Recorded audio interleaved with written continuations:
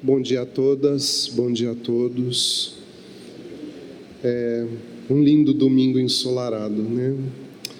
Que a paz de Jesus nos envolva a todos e que a gente consiga juntos construir um pouquinho mais de conhecimento, um pouquinho mais de entendimento acerca dos ensinamentos do nosso Mestre. Logo que eu fui convidado para estar aqui hoje, né, e o convite acontece bem cedo, tá? Foi lá no começo do ano que a Gleides me convidou para estar aqui. A preocupação que sempre acontece é qual é o tema. A gente, por acaso, inclusive, estava conversando agora há pouco, que ela tem por uma medida dela, uma atitude, não cobrar o tema do palestrante, né? Deixar a pessoa livre para pensar o que gostaria de falar, mas essa é uma preocupação que nos assola. Qual é o tema que vamos tratar? Qual é o tema que vamos conversar? Qual é o tema vamos levar? Então eu quero convidar todos vocês a construir comigo o título dessa nossa conversa de hoje. Eu pensei duas possibilidades aqui de título, vou contar para vocês e daí no final vocês me ajudam a decidir qual vai ser o título para a gente colocar no site, tá bom? Um dos títulos que eu pensei foi Ética Espírita, pesado, né? E o outro foi Amai-vos uns aos outros como eu vos amei. São esses dois possíveis títulos, então a gente já entende que a gente vai estar falando de ensinamentos do nosso Mestre de qualquer forma e de como isso entra em nós, como isso se transforma em nós em ação, em atitude. Então eu começo dizendo que a gente tem vivido momentos muito complicados no que diz respeito à nossa prática amorosa, a prática do amor ao próximo, né? O quanto a questão das relações foi banalizada, ao longo de muito tempo a gente vem sofrendo uma profunda banalização das relações, da forma como a gente expressa o nosso afeto, o nosso carinho. E essa banalização ela não acontece só por causa da televisão, dos meios de comunicação, das redes sociais, é uma banalização que foi acontecendo no todo. A gente percebe, por exemplo, nos meios, nos lugares onde acontece a educação dos nossos filhos, que já não há mais tanto a valorização de determinados aspectos do relacionamento humano que entrariam nesse lugar onde está o amor. Então, são tantos os lugares onde o amor tem sido agredido e banalizado que para muitos de nós até se tornou natural não ter mais determinadas expressões do afeto uns para com os outros. Também observamos que, de uma certa maneira, aconteceu um fortalecimento do egoísmo. Vivemos numa sociedade que o tempo todo diz o quanto é importante a gente ter sucesso, o quanto é importante a gente estar acima do outro, superar o outro. Isso quando não falam de passar rasteira no outro, usar o outro como degrau e assim por diante. Eu já tenho uma idade que ajuda a me lembrar de alguns momentos da propaganda lá atrás, lá no passado, em que a gente já vê lá a sementinha dessa forma egoísta que nós temos de pensar hoje. Existia uma propaganda que falava que a gente tinha que levar vantagem. Os mais novos não devem lembrar disso, mas era uma propaganda que dizia exatamente isso. O importante é levar vantagem. Isso ganhou até um nome de lei, Lei de Gerson, né? E isso é presente ainda. As pessoas ainda se lembram disso e ainda falam disso, né? Da Lei de Gerson, que o importante é levar vantagem. E será que foi isso que Jesus nos ensinou? Será que a Lei de Gerson se encaixa em algum lugar dos ensinamentos do Cristo? Será que em algum momento Jesus falou que a gente deveria estar acima do outro, ser mais do que o outro? Usar o outro para crescer, prejudicar o outro? Porque essa Lei de Gerson, ela prevê isso. Para levar vantagem sobre o outro, não importa o meio, o que importa é o fim, né? mas será que Jesus ensinou isso? Então eu quis trazer para vocês um pouquinho do que está no Evangelho segundo o Espiritismo, num trecho que eu falo assim: qual é a lei? Afinal de contas, qual é a lei? Então nós vamos encontrar no capítulo 11 de O Evangelho segundo o Espiritismo, que tem como título Amar ao próximo como a si mesmo, Mateus, capítulo 22, versículos de 34 a 40, ele vai abordar exatamente a fala de Jesus, que diz assim: amar a Deus de todo o seu coração e amar ao próximo como a si mesmo. Essa já é a primeira grande lei que rege, na verdade, todas as outras. Aliás, quando ele apresenta isso, perguntaram para ele assim: Senhor, qual é a mais importante das leis, né? Porque eles estavam pensando no decálogo lá de Moisés, né? Os 10 mandamentos. E aí ele fala: amará ao Senhor teu Deus de toda a tua força e ao seu próximo como a si mesmo. E aí ele fala: eis o resumo de todas as outras. Olha que interessante, né? E ele fala: eu não vim destruir aquela lei, eu estou resumindo para ficar um pouquinho mais fácil, assim vocês conseguem fazer as outras também. A gente vai encontrar depois, no capítulo 6 do Evangelho, que trata sobre o Cristo Consolador, o Espírito de verdade dizendo o seguinte: espíritas, amai-vos, eis o primeiro ensinamento, instruí-vos, eis o segundo. É interessante que aqui no centro, às vezes, a gente inverte um pouquinho isso, né? E a gente inverte não porque a gente é malvado, é anarquista, né? É que a gente valoriza muito o estudo, entende que o estudo é a ferramenta para a gente colocar o amor em funcionamento. Não é, né? Na verdade, o primeiro mandamento, o primeiro ensinamento é que a gente tenha que se amar. Às vezes a gente não consegue estudar junto se a gente não ama o colega do grupo, se a gente não respeita o colega do grupo. Em casa, às vezes, se está meio de rusga com alguém, como é que vai fazer o evangelho no lar? Né? Na hora do estudo do evangelho no lar, um olha para o outro meio rosnando, né? Não sai evangelho no lar desse jeito. Então, amai-vos, esse é o primeiro. Instruí-vos vem em seguida, porque daí um ajuda o outro. É numa relação amorosa que a gente aprende e que a gente cresce. Olha que interessante. Então, o Espírito de verdade aqui, ele é muito incisivo. E ele chama a atenção, no texto está com ponto de exclamação, imediatamente após a chamada. Espíritas, exclamação, amai-vos. É isso que a gente tem que fazer. Então, Jesus já falou: amar ao próximo, amar a Deus sobre todas as coisas e ao próximo como a si mesmo. O Espírito de verdade vem e diz isso: espíritas, amai-vos. E aí a gente vai depois para o capítulo 8 também do Evangelho segundo o Espiritismo, onde o capítulo 8 trata sobre bem-aventurados os que têm puro o coração. E aí um espírito protetor diz assim: se tendes o amor, tendes tudo o que se pode desejar sobre a terra. E a gente persegue tantas coisas, né, achando que a gente vai estar feliz, que a gente vai conquistando, né, bens materiais, pessoas, né, conquistando coisas, objetos, que a gente vai estar feliz. Não, ajudam, claro, né?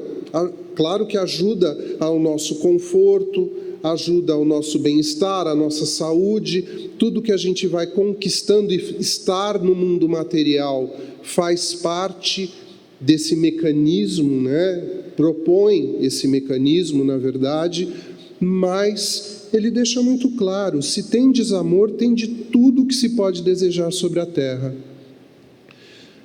Um dia, meu pai estava contando uma história tão interessante. O meu pai desenvolve um trabalho aqui em Campinas de entrega de mantimentos e de agasalho para moradores de rua, Se vocês quiserem conhecer meu pai um dia, toda quinta-feira ele está aí atrás da catedral, com a perua Kombi, entregando coisas, né? Que ele não saiba que eu falei isso, porque ele é uma das pessoas que fala não saiba a mão direita o que faz a esquerda, né?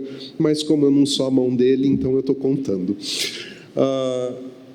E aí, conversando com meu pai, ele estava contando uma passagem muito interessante dele conversando com um desses moradores, que estava esse morador com o seu cachorrinho. E ele foi pegar ali o lanche, né? E aí o meu pai perguntou: nossa, você está tão feliz hoje, né? Aconteceu alguma coisa de bom, né? Aí o meu pai ainda perguntou: você ganhou alguma coisa, né? Para você estar feliz? Ele falou assim: não ganhei nada não, eu estou feliz porque eu estou aqui com o meu amigo que eu amo muito e que sei que me ama. E o meu pai não percebeu que ele estava falando do cachorro, perguntou assim: é mesmo? Tem um amigo seu que está aqui? Ele falou assim: tá aqui no meu colo. Aí o meu pai entendeu que estava falando do cachorrinho. E aí o rapaz falou para ele: basta o meu amigo comigo para eu estar feliz. E ele estava falando de amor. Amor pelo seu animalzinho, pelo seu bichinho, né? E ele fala: basta estar com o meu amigo próximo ao meu coração. Gente, isso é lindo. Óbvio que para muitos de nós é impensável isso. Mas para muitas pessoas, o amor cobre todas as demais necessidades. Muita gente passa por dificuldades financeiras, mas o amor cobre essas dificuldades. E é o amor que é a mola propulsora para essa pessoa superar, para essa pessoa atravessar, às vezes, uma existência onde a dificuldade é necessária para a sua evolução. Somos espíritas, entendemos que a pobreza muitas vezes faz parte da prova, faz parte do aprendizado, faz parte da redenção. Então eu queria falar agora para vocês, na verdade, eu vou perguntar para vocês, o que vocês acham que a gente poderia classificar como expressões do amor? Quem arrisca falar uma expressão do amor? Pode falar mesmo, tá? Ninguém quer arriscar nada. Oi, pode falar. Caridade. Caridade é uma grande expressão do amor. O que mais? Tolerância. O que mais? Oi. Paciência. Muito bom. Quer falar? Atenção ao próximo. Pode falar.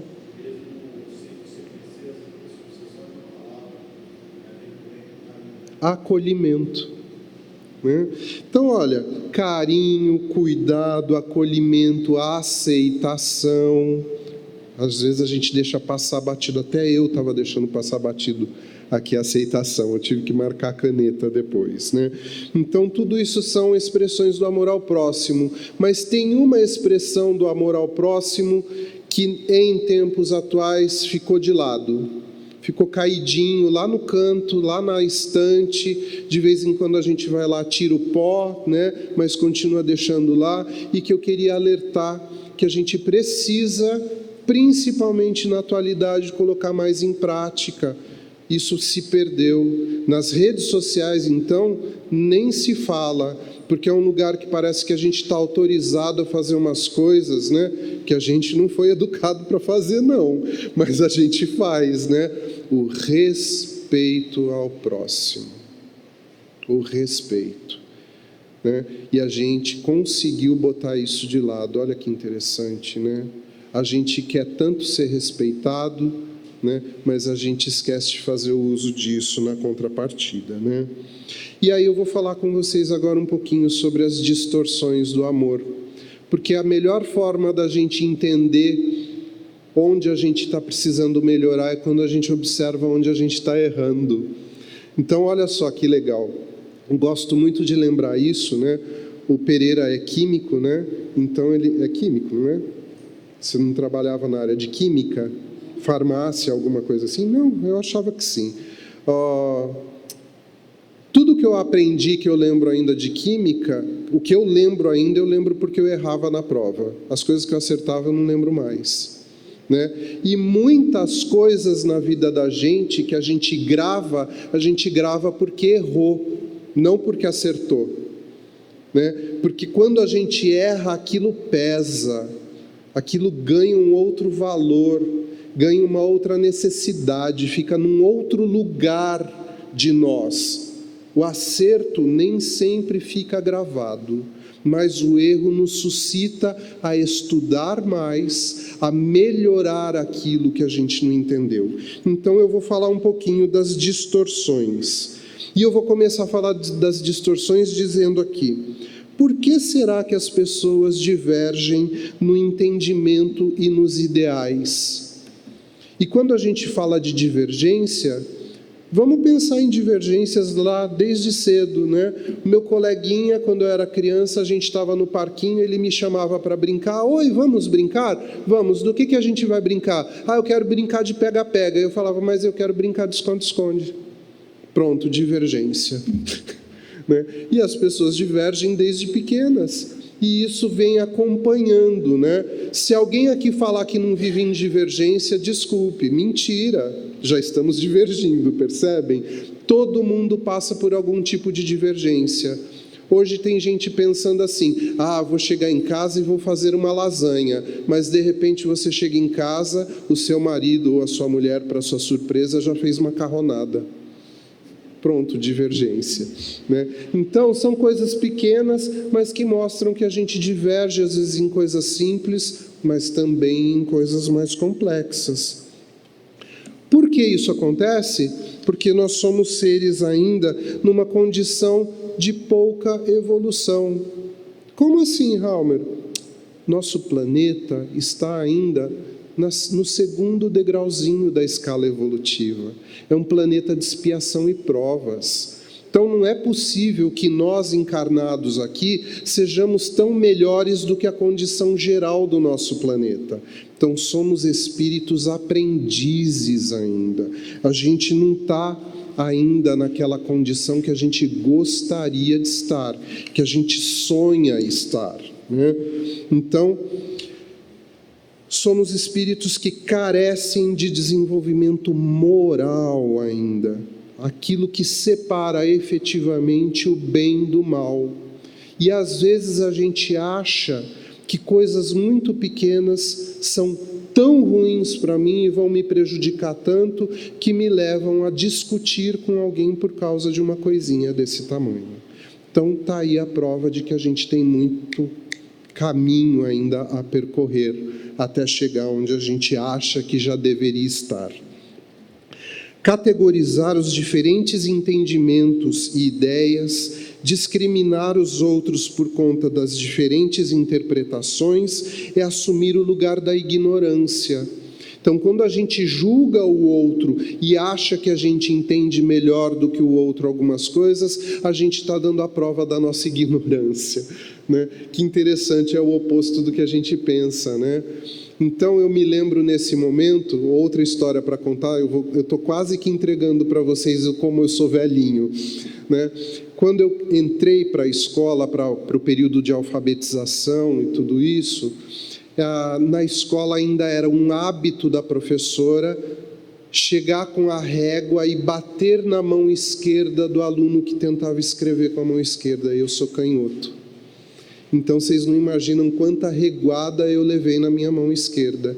Resultado, eu terminei o primeiro ano muito bom em leitura, mas não conseguia escrever.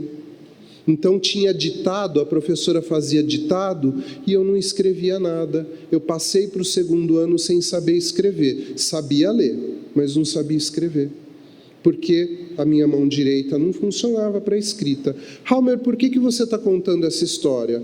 Não quero julgar. Dona Valquíria mora no meu coração, é o nome da professora de trocentos anos atrás, né?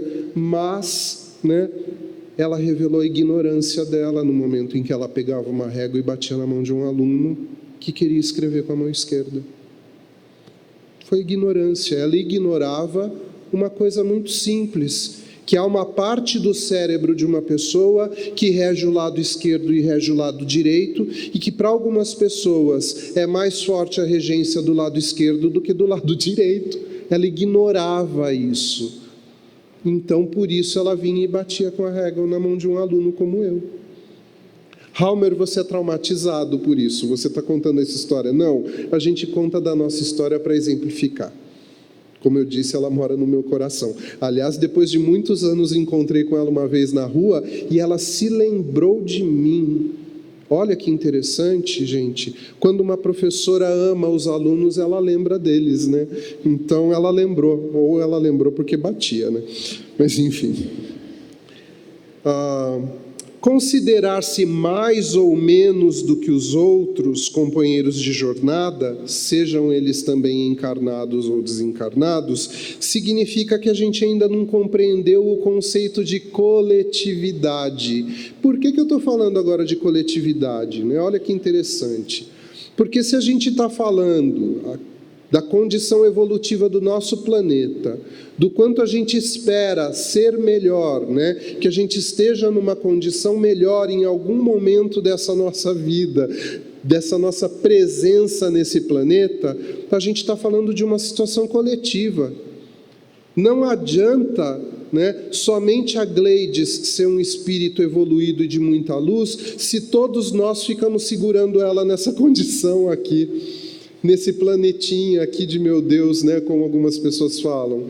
Então, todos nós precisamos fazer a nossa parte. Nós temos que fazer o nosso trabalho para que a evolução do coletivo aconteça. Eu falo às vezes muito de redes sociais, então eu vou falar um pouquinho, né, de como chama? Post, não é post, sei lá o nome que dá para isso, mas tem um filminho que passaram e que viralizou eu sei que fala, né? Viralizou nas redes sociais e muita gente viu, que chama Ubuntu, pessoas falando sobre Ubuntu. Ubuntu é um nome que eles dão para uma prática e para um entendimento que existe em algumas tribos africanas, né, a respeito do desenvolvimento das pessoas. E fizeram um experimento muito interessante para explicar o Ubuntu. Logicamente, né, pessoas aqui do Ocidente foram para a África, pessoas que se acham muito desenvolvidas, né, foram lá, chamaram as crianças e falaram: nós vamos fazer uma competição, a gente vai colocar um pacote de doces preso aqui na árvore, aí a gente vai falar já, e vocês vão sair correndo, e quem chegar primeiro lá na árvore ganha todos os doces. Aí prepararam tudo, explicaram para as crianças e falaram: entenderam? As crianças: sim, entendemos. Aí prepararam tudo e falaram: já. Aí as crianças deram as mãos umas para as outras, foram todas correndo juntas e pegaram os doces juntas e dividiram. Aí os pesquisadores, eu adoro essa palavra pesquisador, porque é incrível como eles entram pelo cano, desculpem o termo, né? Em muitos momentos, quando eles não preveem a cultura do povo que eles estão pesquisando.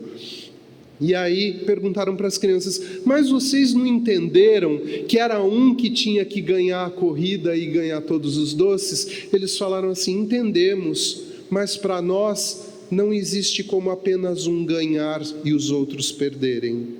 Todos ganham juntos. Olha que lindo isso. Olha quanto que nós temos para aprender sobre coletividade. A gente acha que a gente é desenvolvido, né? Quanto nós temos para aprender. O espírita consciente e atento aos ensinamentos da doutrina respeita o nível de entendimento do outro e busca ajudar na aquisição de novos conhecimentos e no entendimento das verdades presentes nas leis naturais, que são as leis de Deus, presentes nas leis morais, contribuindo para a evolução da coletividade. Isso é muito importante. E a gente precisa pôr mais em prática, né? A gente precisa se ajudar mutuamente se a gente quiser evoluir enquanto humanidade. Segundo ponto aqui da pergunta que eu fiz, né? Por que as pessoas divergem no entendimento e nos ideais? porque ainda priorizamos interesses que atendem às expectativas próprias sem buscar consenso. Então, isso significa que a gente ainda é egoísta. A gente ainda pensa primeiro nas nossas vantagens, primeiro naquilo que será melhor para nós, e depois a gente vai pensar se vai ser bom para os outros também. Tá certo? É muito interessante. Eu vou fazer um comentário aqui que só quem é diabético sabe, né? Eu falo isso porque eu tenho uma mãe diabética, né? Uma pessoa diabética, quando tem que levar um doce na casa de alguém, ela pensa se vai ter outro diabético também na casa dessa pessoa. Quem não é diabético leva um doce e não quer nem saber se tem outro diabético ou não. Verdade ou mentira isso? Né? Então a gente percebe que a gente aprende, né, a pensar nos outros, na medida que a gente passa por determinadas dificuldades. Então, olha que interessante. Nós, enquanto seres humanos neste planeta, ainda conservamos sentimentos e características muito primitivos, que são ligados às expressões como egoísmo, vaidade, poder e ganância. São aspectos ligados a interesses individuais ou pessoais, mas que a gente não pode simplesmente pegar e interpretar ou julgar de forma negativa. Existe um pesquisador, lá vamos nós com o pesquisador de novo, que chama Maslow, algumas pessoas já ouviram falar dele, que ele estava pesquisando sobre necessidades individuais, e ele criou uma pirâmide, que é a pirâmide das necessidades. Algumas pessoas já tiveram a oportunidade de estudar isso, mas na base da pirâmide está aquilo que está ligado à minha sobrevivência. Então, muitas coisas que a gente faz ligado ao egoísmo tem como base, na verdade, uma intenção de sobrevivência. É interessante isso porque às vezes a gente vê situações dizendo para nós assim: se a despressurização acontecer, máscaras cairão imediatamente e você deve colocá-las. E aí vem a instrução: coloque primeiro a sua máscara, né? Aí as pessoas mostram, né? Fazendo assim. Coloque primeiro a sua máscara e depois ajude alguém que precise para colocar a máscara também. Coloque a sua máscara primeiro, e tem gente que fala assim: como assim colocar a minha máscara primeiro? Se você não colocar a sua primeiro, nem você põe a máscara e nem o outro. Né? Então, às vezes, a necessidade da sobrevivência fala mais alto. Aquele que sobrevive tem condições de ajudar os outros. Olha que interessante, a leoa lá na savana africana, quando ela vai caçar a zebrinha para alimentar o seu bando de leões, ela caça a zebra, ela come a parte que ela necessita primeiro, porque ela precisa de força para caçar de novo depois, e daí ela leva o que sobrou para os leõezinhos e para o macho que está lá deitando, só abanando o rabinho de um lado para o outro. Tá certo? Então é assim que funciona. A lei da sobrevivência muitas vezes vem em primeiro lugar. E a gente tem que respeitar essa lei de uma certa forma, porque ela é uma lei orgânica, ela é presente no nosso corpo. Ela tem uma necessidade, uma razão de ser. Eu sobrevivo para ajudar o outro a sobreviver também.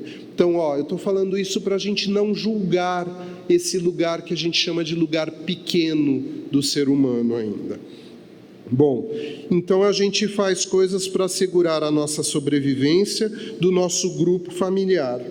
Mas a consciência superior de que somos todos pertencentes a uma grande família espiritual, a qual chamamos humanidade, significará em algum momento a grande mudança que nós esperamos. Então, gente, vou contar uma coisa que vai quebrar a ilusão de muitos de vocês.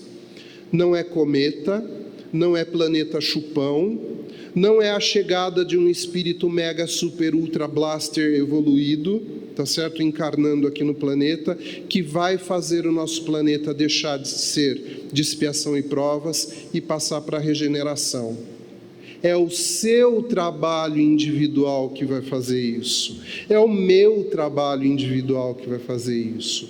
Na medida em que eu colocar em prática ser uma pessoa melhor e amar incondicionalmente o meu próximo, respeitar o meu próximo, é aí que a evolução acontece. não é planeta chupão, não é cometa, não é um super espírito reencarnando no planeta que vai fazer isso. Nós já temos os ensinamentos e as lições que a gente precisa. Já temos. Jesus deixou tudo explicadinho e exemplificado. A gente ainda não entendeu, talvez, como colocar em prática, mas ele já deixou tudo exemplificado. Ele deixou tudo muito claro. Não é verdade? Quem não viu ainda, pega o Evangelho, dá uma olhadinha lá, vai perceber. Nossa, olha, ele ensinou, ele mostrou como fazer. Essa consciência, então, ela vai nos ajudar a conquistar a paz e o bem. Esse momento marca a saída da condição de dor e sofrimento material e vai nos colocar em contato com a regeneração. Essa regeneração pode acontecer desde já. Quando a gente muda a nossa atitude, a gente já entra em estado de regeneração. Conosco mesmo, de mim expande para os demais, né?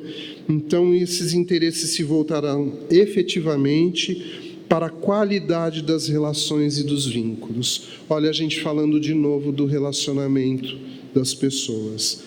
O espírita auxilia as pessoas a chegarem ao consenso, propondo reflexões e exemplificando sempre com boas atitudes.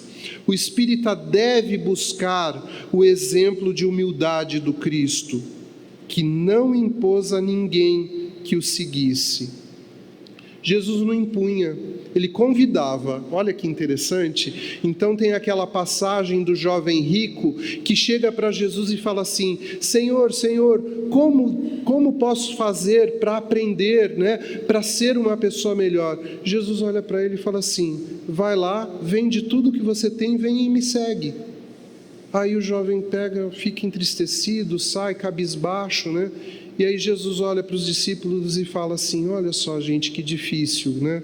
Coitado, né? É mais difícil passar um camelo pelo buraco de uma agulha do que um rico entrar no reino dos céus, porque ele vai ter que administrar tudo aquilo que ele tem que deixar até ele conseguir chegar aqui, onde estamos, né? Então, olha que interessante. Ele não criticou, ele não virou, falou assim: você tem que largar tudo, vir e me seguir, né? Você é obrigado a fazer isso. Não. Vai, vende tudo que você tem, vem e me segue. E aí você vai conquistar o reino dos céus. A pessoa faz se ela quiser. Teve gente que fez, teve gente que não conseguiu fazer. E ele não criticou, mas ele usou para exemplificar e para ensinar, né? Então isso é muito importante, né? Nós temos a mania de impor sobre os outros as nossas ideias. A gente adora chegar para o outro e falar que ele está errado. Nossa, como a gente gosta de fazer isso, né? Como a gente gosta de chegar para as pessoas e dizer assim: este caminho aqui é o caminho certo. Mas e se o caminho para essa pessoa evoluir for outro? Tem uma música, se eu não me engano é do Cartola, eu não vou lembrar exatamente quem é o autor, mas ele fez a música para a filha dele. Quando a filha dele chega para ele e fala assim: estou indo embora porque eu vou fazer a minha vida que você não quer que eu tenha. Lógico que ela estava apaixonada pelo cara que ele não queria que ela casasse, né? E ela queria casar com um homem por quem ela estava apaixonada. E ele faz um samba-canção lindo falando disso. Lindo, a gente ouve e acha lindo ainda, mas se a gente vai examinar tudo aquilo que está escrito e entende o contexto, quem foi que disse que ela não podia ser feliz com aquele outro cara, com aquele homem que ela estava apaixonada? Ou seguindo um estilo de vida diferente daquilo que ele, como pai, pretendia para aquela filha. Gente, isso é tão importante, né? Porque óbvio que os pais querem o melhor para os seus filhos, mas o filho também tem escolha. Outro dia eu ouvi do meu irmão falando assim: eu tenho certeza que o meu filho vai ser um grande engenheiro. Eu olhei, prestei um pouquinho de atenção, até acho que ele gosta de tecnologia, mas eu tenho quase certeza que ele vai seguir a área de humanas, né? Eu estou olhando de fora. Mas, enfim, seja humanas, seja exatas, a escolha é dele. O caminho é dele. Quem somos nós para determinar o caminho do outro? Eu estou usando o exemplo de filho, mas a gente adora dar um pitaco até na vida da vizinha, que dizer dos nossos filhos. Então, cuidado, né, que a gente tem que ter com isso. Então, o espírita deve ouvir respeitosamente aquilo que os outros desejam expor e sempre prezar pela harmonia entre as pessoas, mesmo que divergentes, seja dentro de um grupo, seja dentro da família.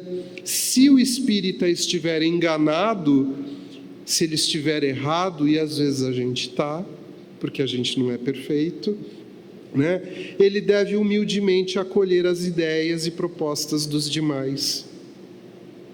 Tão interessante isso, né, gente? E às vezes não é difícil, às vezes é até gostoso aprender algo diferente, né? Dói um pouquinho, né, no ego, mas às vezes é gostoso. Terceiro aspecto aqui para a gente olhar um pouquinho sobre por que as pessoas divergem. Preferimos permanecer na nossa zona de conforto, ao invés de acolher mudanças que possam suscitar alguma evolução, independente do resultado que a gente acabe enfrentando com isso, seja sucesso ou fracasso. Tanto no sucesso quanto no fracasso a gente evolui, sabiam disso? Não acabei de contar para vocês a história de que eu lembro tudo que eu aprendi nas provas de química, nas questões que eu errava, não nas que eu acertava, o resto eu esqueci tudo. Então, às vezes é o fracasso que ensina. Às vezes, e isso está no Evangelho, é a dor que nos lapida a alma. Sim, aquilo que a gente traz de mais duro, mais acirrado, mais difícil da gente melhorar, é através da dor que a gente se curva e se dobra. E às vezes é necessário para a nossa evolução. Deus não é malvado porque manda uma doença, ou porque a gente fica doente, porque alguém da nossa família não se curou. Na verdade, tudo isso faz parte do plano de evolução desse espírito. Então a gente tem que ficar quietinho só olhando tudo acontecer? Não, faz parte também da nossa evolução lutar para encontrar uma solução daquilo que nos é difícil. Mas a gente não pode se revoltar contra as coisas. Temos que entender, sair da nossa zona de conforto. Porque o entendimento às vezes significa engolir uma pílula amarga, tomar um remédio amargo, mas faz parte da nossa evolução. Então estamos fadados às mudanças, pois elas são resultado da evolução, e a evolução é resultado das mudanças. Então olha que jogo interessante que acontece aí. Permanecer em padrões já superados ou inadequados ao desenvolvimento conquistado através da ciência, da cultura e da sociedade significa estagnação, um freio à evolução do espírito. Gente, água parada, alguém aqui tem coragem de pegar um copinho, enfiar na água parada e beber a água parada? Alguém já fez isso em algum momento? Só se estiver no meio do deserto com muita sede. Tá, condições adversas. Mas a gente, de um modo geral, considera que a água parada é uma água imprópria, estragada, estagnada. Se para a água, que é o elemento mais simples que nós conhecemos, substância, olha a prova de química aparecendo aí, a substância mais simples que existe no nosso planeta, né? Se ela fica parada há muito tempo, ela fica imprópria, que dizer dos nossos hábitos, dos nossos costumes, das nossas atitudes estagnadas, do nosso conhecimento estagnado? Também estraga. Então, eu sei que muita gente fica impaciente com a velocidade que as coisas estão acontecendo no nosso tempo. A gente não acompanha mesmo. Eu tenho dificuldade de acompanhar muita coisa, né? De um dia para o outro surgem novas nomenclaturas, um novo jeito de tratar uma determinada situação. Aquilo que era válido na semana passada, nesta semana já não é mais. tudo mudou, é tudo muito rápido, né? Então, a gente tem que ter um pouquinho de paciência com a nossa velocidade, mas isso não significa estacionar. Tenhamos sempre a intenção que o Chico Xavier um dia exemplificou numa frase muito simples: que eu seja amanhã uma pessoa melhor do que eu fui hoje. Que seja melhor do que eu fui hoje. Não precisa ser melhor do que eu fui hoje, né? Então isso é tão interessante. Essa é, na verdade, a lei natural do progresso acontecendo. Vivemos ainda num estágio de experimentações acerca de padrões comportamentais para validação ou não dos mesmos e de seus resultados na humanidade. E eu vou dar um exemplo, né? Eu falei que as coisas mudam muito rapidamente. A educação que eu tive, e olhem, que eu tenho um pai muito amoroso, uma mãe muito amorosa, pai espírita, né? Ele já era espírita desde solteiro, mas eu, na minha infância, eu ouvi a famosa máxima: homem não chora, engole esse choro. Sabe hoje que nome que dão para isso? Masculinidade tóxica. Então, olha, é uma mudança de padrão, é uma mudança de valor. E eu acho, honestamente, que é uma mudança para melhor, até porque eu choro em comercial de margarina. Então, que bom, né? Que bom que agora eu sou autorizado a chorar. Antes eu não era, né? Então, percebam, tem coisas que a gente ouve e acontecem como mudança, que se a gente permanecer na zona de conforto, a gente não percebe o benefício que trouxe para nós mesmos. Antigamente, a gente tinha preconceitos a granel para a gente escolher e fazer uso. E hoje, a gente está liberto, a gente pode amar incondicionalmente. Nós estamos livres do preconceito. A gente saiu daquela prisão que a gente usava, na verdade, para dizer que era melhor do que o outro. A gente está livre disso. A gente pode ser quem a gente é, do jeito que a gente gosta. Isso é uma liberdade. Isso é para melhor. Então vamos lá, vamos continuando. O foco naquilo que chamamos de direitos humanos nos mostra que o caminho evolutivo passa obrigatoriamente pelos relacionamentos interpessoais. Halmer, de novo? De novo você está falando de relacionamentos interpessoais? Estou falando de novo. Sabe por quê, gente? Porque se a nossa evolução acontece de alguma forma, a forma para isso acontecer está nos relacionamentos. Não tem outro jeito. Uma pessoa que vai se isolar nas montanhas e vira um ermitão, ele vai estagnar, não tem evolução. Ele pode entrar em meditação profunda acerca de um monte de coisas, mas ele não vai avançar do lugar onde ele tinha chegado antes. Ele pode ter uma compreensão sobre o contato com a divindade até onde ele já tinha percebido num determinado momento. Além daquilo, ele não avança se ele vai ficar estagnado na montanha. Então isso é muito importante que a gente observe. É o outro que me espelha, é o outro que me sinaliza, é o outro que me aponta muitas vezes onde eu estou precisando melhorar. É o outro que me representa muitas vezes naquilo que eu preciso melhorar.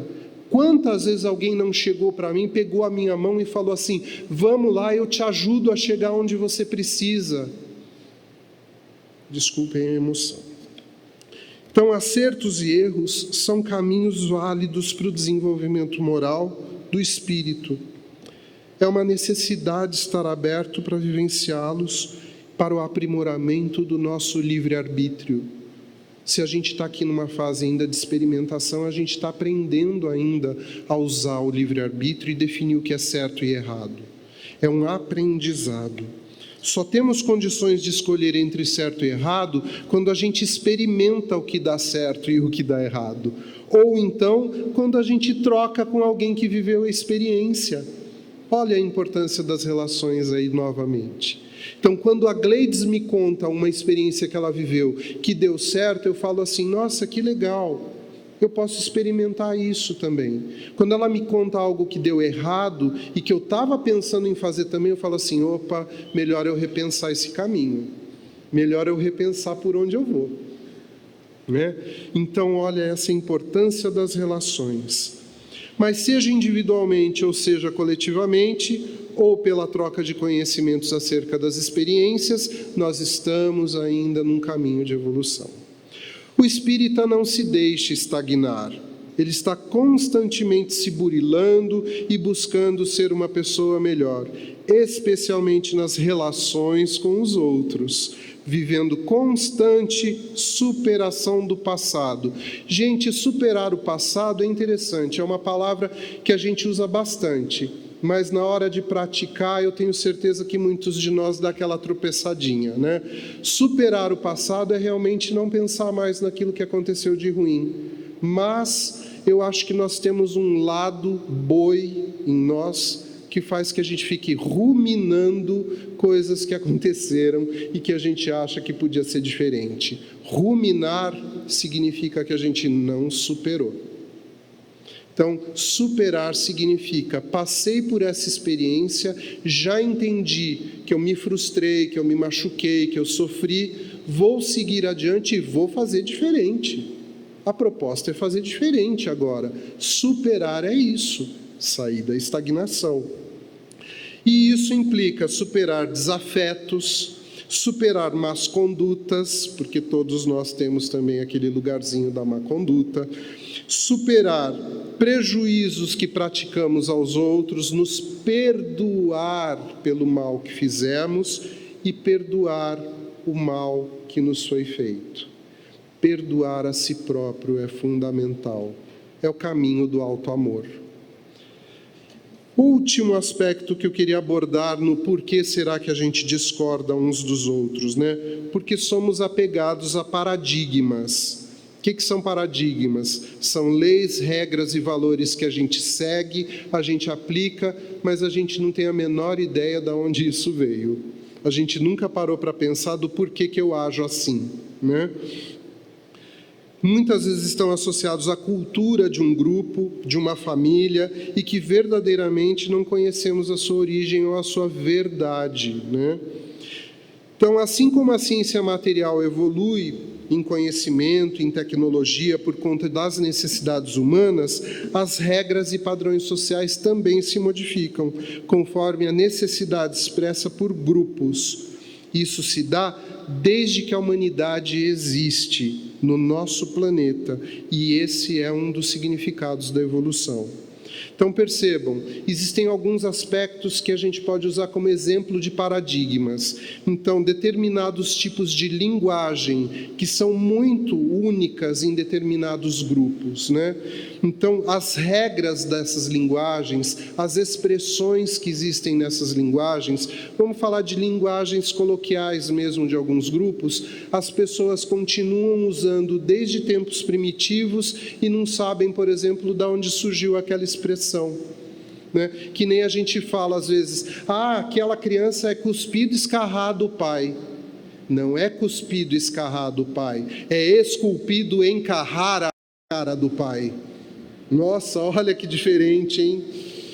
Né? Quem não sabe o que é esculpido em Carrara, sabe aquelas estátuas de mármore lindas, quase perfeitas, que a gente vê às vezes no museu? Aquilo lá é mármore Carrara, esculpido daquele jeito. Então não é cuspido, escarrado, é esculpido em Carrara. Olha que legal. E aí a gente está falando de paradigma, né? Quando a gente usa expressão que a gente não sabe da onde veio e por que a gente usa, né? Práticas de cunho religioso. Tem prática religiosa que a gente encontra em outras religiões e não sabe por que elas existem ou são mantidas. Eu coloquei alguns exemplos aqui, que são exemplos meio chatinhos da gente abordar, mas sacrifício, uso de substâncias, de objetos específicos, uso de alucinógenos, né? Conceitos sobre salvação e condenação. Tem gente que ensina sobre salvação, mas que não tem ideia de onde veio esse conceito. Não sabe de onde surgiu esse conceito. Nós aqui dentro da doutrina, nós sabemos que muito do que Jesus nos ensinou já existia antes dele. Tanto que ele disse, eu não vim destruir a lei. Então isso é muito importante. E tem um aqui que é terrível, gente. A necessidade de guerrear. A necessidade de conquistar territórios, de roubar recursos, de desalojar nações, povos, né? Isso também é um paradigma. Se vocês forem perguntar por que aqueles países lá no Oriente, nesse momento, estão guerreando, no fundo, se você for espremendo o dito cujo do presidente lá que declarou guerra, ele vai chegar no momento que ele vai falar assim, na verdade eu nem sei por que eu declarei guerra. De verdade eu não sei, eu não precisava de nada, não preciso daquilo, eu não preciso desse poder, eu não preciso desse dinheiro, eu não preciso desse povo, eu não precisava matar tanta gente. No fundo não precisava, mas face por paradigma. Uma nação é considerada forte se ela for guerreira. E vocês acham que no Brasil não tem isso, não? Vamos pensar numa frase do hino nacional, que fala do braço forte, conquistar com braço forte. Está falando de guerra, defender, né? Então, isso é paradigma. Somos uma nação pacífica, vírgula. Depois da vírgula, não tenho muita certeza, não. Tem um monte de gente pensando, neste momento, em guerra, aqui dentro do nosso país. Espírita não pensa nisso, gente. Tudo que advém da guerra é destruição e morte. Espírita não pensa nisso. Espírita pensa em outras soluções. Quando um problema se depara à nossa frente, a gente vai pensar o que Jesus faria nesse caso, como ele agiria nesse momento. E é esse o caminho que a gente busca para seguir. O espírita, diante dessas questões, tem por compromisso buscar sempre a compreensão, o entendimento acerca das motivações para certos hábitos que podem não ter um significado lógico. Respeitar, ainda que não esteja de acordo com seus valores pessoais. Nós temos que respeitar o próximo. Isso faz parte do amar o próximo, né? Nos casos em que as implicações desses comportamentos significarem grande prejuízo e estiverem fora da possibilidade de uma explicação ou solução, por exemplo, as guerras, lançar mão da prece e da vibração por todos os envolvidos, direta ou indiretamente. E, gente, como eu tenho rezado por momentos melhores no nosso país, é o que eu posso fazer. Eu posso rezar. Não vou ficar instigando um contra o outro, eu vou rezar. E falo isso com uma dor no coração, porque, assim como muitos de vocês, eu estou numa família rachada. Por algo que daqui 4 anos ninguém vai lembrar. Mas, enfim. Chegamos, então, agora na parte que nos cabe boa. A gente falou de tantos... por que as pessoas não se entendem? Vamos entender agora como que a gente pode se entender. Qual é o caminho que a gente tem para seguir para o entendimento? E isso está no capítulo 10 de O Evangelho segundo o Espiritismo, bem-aventurados os misericordiosos. E aí nós vamos ter a indulgência como uma doce expressão do amor e da fraternidade. Essa frase está no Evangelho, gente. A indulgência é a doce expressão do amor e da fraternidade. A indulgência não procura os defeitos, evita falar deles. Ao invés de exaltá-los de forma a destacar o mal, oculta-os, justifica-os diante de outros, atenua as más vibrações. Não se ocupa com os atos maus dos outros, a não ser que sirvam para educar, tomando cuidado de atenuar. Olha, de novo, falando de atenuar o mal. Não usa da censura, e sim dos conselhos, de forma discreta e velada. Quem diz isso é José, o espírito protetor nas instruções dos espíritos. Ele nos chama também a atenção para o fato de que quem censura, quem se põe no lugar do juiz, daquele que julga, deve obrigatoriamente ter certeza de que a sua mente e coração e atitudes estão e são sempre irrepreensíveis. Opa, alguém aqui pode dizer, eu sou irrepreensível?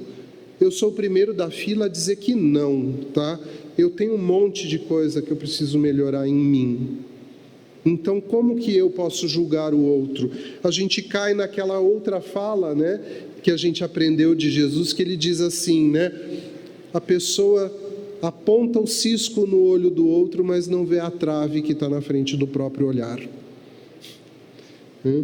Então, é muito importante a gente tomar cuidado com isso, né? Estamos todos no mesmo patamar. Sede severos consigo mesmos e indulgentes para com os outros. A indulgência atrai, acalma, reergue, encoraja, sustenta. São coisas que nós desejamos para nós. Então é isso que a gente tem que oferecer para o outro. Dar para o outro aquilo que nós gostaríamos de receber também. A indulgência bem aplicada é uma forma de caridade. E aí eu quero terminar lendo um trecho, olha, bati o horário, hein?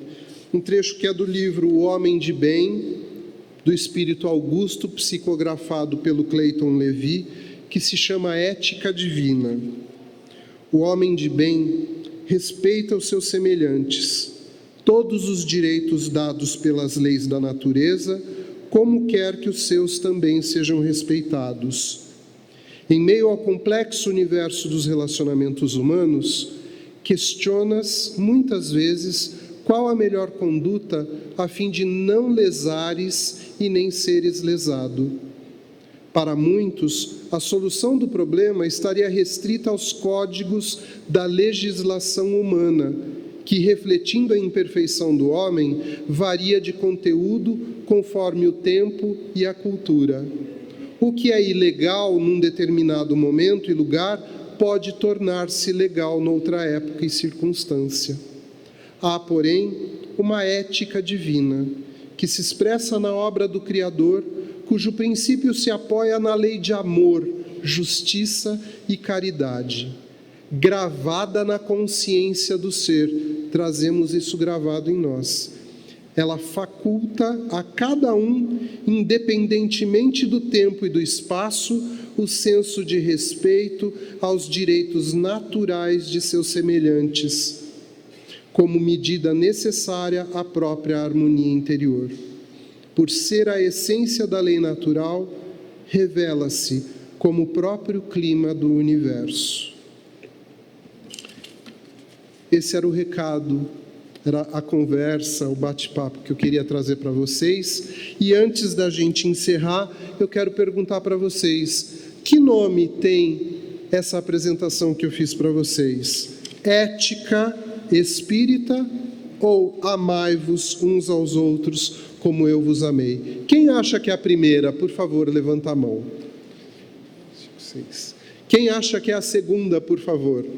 Então, o nome que fica para essa nossa apresentação, para ir para a internet, é amai-vos uns aos outros como eu vos amei. Pessoal, desejo a todos vocês um excelente Natal, excelentes festas, muito amor, muita união, muito respeito entre todos de suas famílias e que 2023 seja um ano melhor. Que a gente faça de 2023 um ano melhor. Obrigado.